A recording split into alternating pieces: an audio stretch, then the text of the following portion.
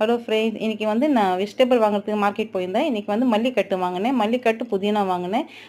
வாங்கிட்டு நான் எப்பவுமே சுத்தம் பண்ணி தான் வைப்பேன். இன்னைக்கு என்னன்னு தெரியல, அப்படியே வைக்க தான் போனேன். சடன்லி பார்த்தா வார்ம் கண்ணுக்கு தெரியாத மாதிரி இருந்துச்சு. மல்லியில எப்படி இருந்தோ ஒரு கிராஸ் இருக்கும் கருப்பு அந்த மாதிரி தான் தெரிஞ்சுச்சு எனக்கு. சரின்ட்டு உடனே நான் க்ளீன் பண்ண உட்காந்துட்டேன். பார்த்தா அந்த மாதிரி வார்ம் இருந்துச்சு. அதுவும் செத்து கிடந்துச்சு. இது மாதிரி நம்ம எப்பவும் அசால்ட்டா இல்லாம நம்ம எப்பவுமே கேர்ஃபுல்லா இருக்கணும். இது ஒரு விஷம் மாதிரி தெரிஞ்சு விஷம் மாரி இருக்கு இது. இது மாரி நீங்க தயவு செய்து மார்க்கெட்ல எது வாங்கிட்டு வந்தாலும், கீரை, புதினா, மல்லி எப்படி இருந்தாலும் நீங்க கிளீன் பண்ணி ஃப்ரிட்ஜ்ல வைங்க. நல்லா சுத்தம் பண்ணிட்டு தான் நீங்க வைக்கணும். அப்போதான் நமக்கும் சேஃப்டி. இது பார்க்காம நம்ம சமைச்சுட்டா ரொம்ப ரிஸ்க், ரொம்ப டேஞ்சரஸானது ஒண்ணு.